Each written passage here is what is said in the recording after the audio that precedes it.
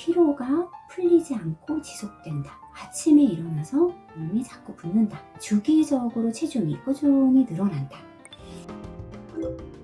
안녕하세요. 한의사 정지인입니다. 요즘 현대인들은 피로를 정말 많이 느끼고 살죠. 피로를 풀기 위해서 사우나에 가기도 하고, 쌍화탕을 먹기도 하고, 홍삼을 먹기도 하고, 잠을 많이 자기도 하고, 여러 가지 방법을 사용하는데, 그래도 피로가 안 풀리고 너무 힘들어요. 이러시는 분들이 많습니다. 한국 여성들의 피로 중에서 많은 부분이 갑상선으로 인한 피로를 차지합니다. 갑상선은 우리 몸의 세포에 도달해서 에너지를 만드는 역할을 해요. 에너지, 그러면 약간 배터리와 비슷한 거죠. 보통 우리가 핸드폰이나 이런 데 충전을 하는데 배터리가 떨어지면 어떻게 돼요? 일단 모든 게 느려집니다. 마찬가지로 갑상선의 기능이 떨어지면 세포가 에너지를 반밖에 못 만드는 거예요. 그래서 일단 첫 번째로 뇌가 피곤해요. 뇌가 피곤하면 깜빡깜빡 생각이 안 나고 머리가 안 개낀 것 같다라고 표현을 하시죠. 뇌에서 분비되는 호르몬인 도파민, 세로토닌 이런 것들의 분비량도 줄어들어서 점점 우울해져요. 아무것도 하기 싫어 이런 생각을 갖게 되는 거예요. 그 다음에 근육들이 너무 피곤해요. 근육이 피곤하면 에너지가 공급돼서 근육이 힘을 얻어야 되는데 피로 상태에 누적이 되니까 여기저기가 쑤시고 아픈 거예요. 그래서 잠을 많이 자잖아요. 이제 오늘도 자고 내일도 자고 푹 잤는데 여전히 피로가 풀리지 않는다 라고 느껴지면 내가 뭔가 이 피로 상태가 문제가 있구나, 내 몸에 이상이 있구나 라고 생각하실 수 있어요. 여기에다가 이제 갑상선의 피로는 특징적으로 두 가지가 있습니다. 아침이 되면 뚱뚱 부어요. 이제 얼굴부터 전신이 뚱뚱 붓는다. 그리고 내가 특별히 많이 먹은 것도 아니고 뭔가 살찔 만한 원인이 없는데 체중이 지속적으로 늘어난다 라는 느낌이 들면 이게 뭔가 이상이 있구나 라고 생각하시면 돼요. 그러면 이제 대충 한 6개월 정도 피로가 계속돼서 뭔가 이상해 라고 생각하시면 대부분 병원에 가시죠. 가서 제일 먼저 하는 게 혈액 검사예요. 검사를 하면 갑상선 호르몬 수치가 정상이라고 나오시는 분들이 있어요. 갑상선 호르몬이 T3랑 T4라는 호르몬인데 호르몬의 양은 정상인데 TSH가 좀 높네 라고 이제 의사 선생님 말씀을 하시죠. 그러면 이런 상태를 갑상선 경계 상태라고 해요. 병원에서는 탁 해줄 게 없어요. 푹 쉬세요. 잠을 많이 자면 됩니다 라고 말씀을 하시지만 나는 뭔지 옛날 같지 않게 너무 피곤해. 심지어는 정말 죽겠어요 라고 말씀하시는 분들도 있습니다. 검사를 했는데 어떤 부분들은 갑상선 저하 상태가 심각하신 분들도 있어요. 이런 분들은 호르몬의 수치가 너무 낮아져 있으니까 호르몬 처방을 받게 됩니다. 보통 이제 신제로이드를 많이 처방을 받게 되는데요. 신제로이드를 먹으면 보통 대부분의 사람들은 예전처럼 다시 이제 활력이 생겨요. 피로감도 많이 줄어들고 이제 좀 살 것 같구나 라고 느끼시는 분들도 있는데 한 30%의 분들은 호르몬제를 먹었는데 전혀 모르겠어요. 내가 이걸 왜 먹는지도 모르겠고 이걸 먹어서 뭐가 좋아지는지도 모르겠고 근데 의사 선생님은 그냥 이것만 먹으면 된다고 하고 그래서 이제 답답해 하시는 분들이 많이 있습니다. 그러면 나는 왜 호르몬의 상태도 정상인데 늘 피곤한 상태에서 살고 있는 걸까? 나는 갑상선 호르몬제를 먹었어. 그래서 잘 먹고 있어. 그런데 왜 나는 피로가 사라지고 있지 않는 걸까? 라고 생각하시는 분들이 많이 있죠. 제가 오늘 그 이유에 대해서 설명을 드리겠습니다.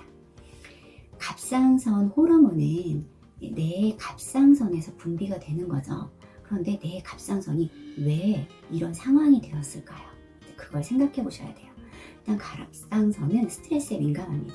스트레스라고 하면 누가 괴롭히고 신경을 많이 쓰고 괴롭고 이것만 스트레스라고 볼 수는 없어요. 그런 정신적인 스트레스도 있지만 육체적으로 너무 피곤해. 그래서 매일매일 야근을 한다든지 아니면 내가 투잡, 쓰리잡을 한다든지 애를 셋을 키운다든지 이런 것 자체가 내 몸에는 너무 버거운 거예요. 갑상선이 원래 조금 약했던 사람 아니면 집안에 갑상선에 어떤 병력이 있으신 분들의 집안인 경우 이런 경우에는 갑상선이 특히 취약합니다. 그래서 이런 스트레스 상황이 생겼을 때 갑상선이 힘들어져서 호르몬 분비가 줄 수도 있고 아니면 내가 스트레스 상황이니까 갑상선 호르몬이 너무 많이 소모가 돼서 필요량이 많아지는 경우도 있어요. 그러니까 내가 무조건 호르몬제를 먹는다거나 수치가 정상이니까 그냥 참고 이래야지 뭐 이렇게 하는 게 아니라 일단은 내 몸에서 너무 스트레스를 유발하는 그런 요인들을 줄여야 합니다. 첫 번째, 정신적으로 나를 힘들게 하는 것들을 좀 없애고, 그리고 육체적으로 내가 지금 너무 과로하고 있는 것들을 반으로 줄이고, 그리고 여유를 가지려고 노력을 하시는 게 필요하죠. 두 번째로 이제 갑상선 호르몬제를 만약에 내가 먹잖아요. 먹으면 세 가지 단계를 거쳐요. 첫 번째, 위를 통해서 소화가 되고, 장을 통해서 흡수가 되고, 간을 통해서 껍질이 벗겨지면서 활성화라는 게 이루어집니다. 그런 다음에 세포막을 통과해서 세포까지 전달이 되는 거죠. 세포에 도달을 해야 세포에서 막 일을 하면서 에너지를 내게 되는 거예요. 그런데 내가 위가 너무 안 좋아. 그래서 갑상선 호르몬제에 반이 다 빠져나갔어요. 그 다음에 장에서 막 설사를 너무 자주 해. 너무 자주 하니까 대변으로 다 나가버렸어. 정말 이제 3분의 1만 남은 양이 간으로 갔어요. 그런데 간이 요즘 너무 피곤하네? 아니 난 간경화야. 그럼 간에서도 제대로 이제 활성화가 일어나지 못하는 거죠. 그래서 이제 정말 소량만 한 25%만 세포로 갔다.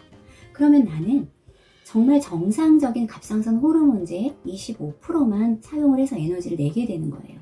그러니까 어떻게 해요? 겨우숨만 쉬고 밥만 먹고 파대치 움직이며 사는 겁니다. 그래서 갑상선 호르몬이라고 갑상선만 문제인 것도 아니고 갑상선 호르몬제를 먹는다고 모든 게 해결이 되는 게 아니에요.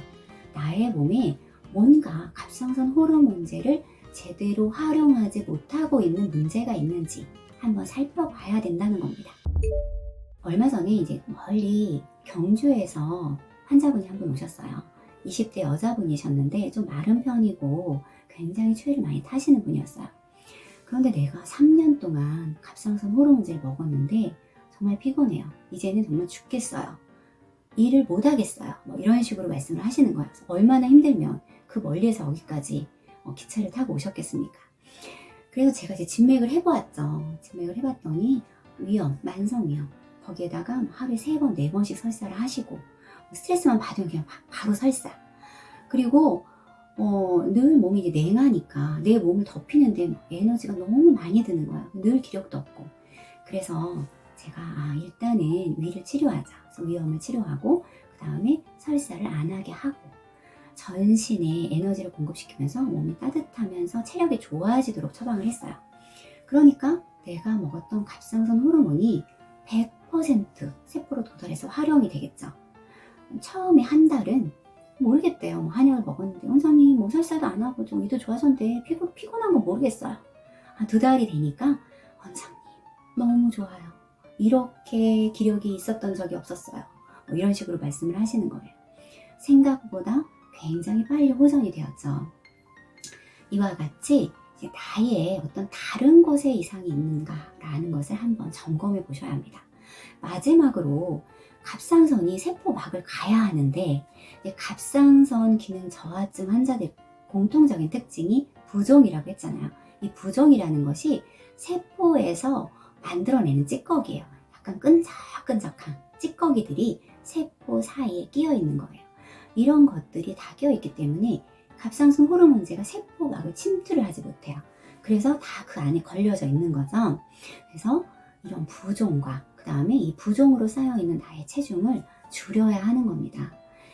우리가 이런 부종과 체중을 줄이는 노력을 같이 해서 전체적으로 내 몸이 완벽하게 돼야 내 몸의 상태가 정상이 되는 거고 갑상선 호르몬제가 이제 제대로 잘 발휘가 되는 거예요. 이렇게 치료가 되고 나면 결국 갑상선 호르몬제를 줄이게 되고 나중에는 내 몸에 있는 갑상선 세포가 살아나서 정상적인 호르몬을 분비할 수 있는 상황이 될 수 있습니다. 그러면 갑상선 기능 저하증에 한약은 어떠한 역할을 하는 걸까요? 물론 이제 갑상선 기능 저하증이 너무 심하다. 그럼 제일 먼저 가서 검사를 해봐야 돼요. 상태가 어느 정도인지. 그런 다음에 내가 갑상선 저하 상태가 너무 심해. 그럼 당연히 호르몬제를 먹어야죠. 한약이 호르몬제를 대신할 수는 없어요. 그래서 심각하면 호르몬제를 먹는 게 맞습니다. 그런데 문제가 되는 경우는 호르몬제를 먹어야 할 상태가 아닌 초기 상태. 그런데 저하증은 진행되고 있는 상태. 이 상태에서는 방법이 없어요. 그러니까 이러한 사각지대를 한약이 해결해 주는 겁니다. 그리고 호르몬제를 먹는데도 효율이 나지 않아. 전혀 효과가 없어.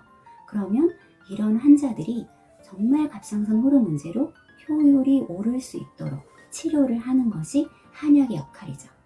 마지막으로 한약은 갑상선 호르몬제를 흡수를 시키는 역할도 하지만 갑상선 세포, 이미 기능을 잃어서 시들어가 있는 갑상선 세포에 영양을 공급시켜서 갑상선 세포를 살리는 역할을 하게 됩니다.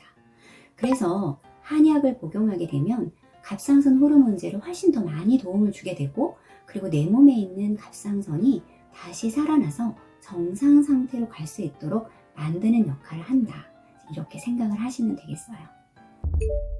항상 나의 갑상선은 어떤 위험 상황, 스트레스 상황, 내가 너무 피곤한 상황이 오면은 심해질 수 있어요. 기복을 겪는 겁니다. 특히 여성들이 이제 결혼을 해서 임신을 하거나 아니면 생리 증상이 너무 심하거나 내가 직장에서 너무 스트레스를 많이 받거나 갱년기가 오거나 이런 위기 상황이 되면 바로 갑상선이 영향을 받습니다. 이럴 때는 갑상선 저하 상태가 오게 되는 거죠. 이런 갑상선 저하 상태를 알 수 있는 가장 중요한 3가지 포인트. 첫 번째는 피로가 풀리지 않고 지속된다. 두 번째는 아침에 일어나서 몸이 자꾸 붓는다. 세 번째는 주기적으로 체중이 꾸준히 늘어난다. 이 3가지 증상이 겹쳐서 나타난다면 내가 갑상선 저하 상태가 시작되고 있구나 라고 생각을 하시면 되고, 초기에 바로 치료를 하면서 내가 관리를 하신다면 빠른 속도로 원래의 상태를 회복하실 수 있어요. 그래야 내 몸이 손상을 받지 않아요. 이 3가지를 잘 기억하시고 나에게 이런 증상이 왔을 때 맞아, 이렇게 해결하면 되지 라고 생각을 하시고 안심을 하면 되십니다. 네, 감사합니다.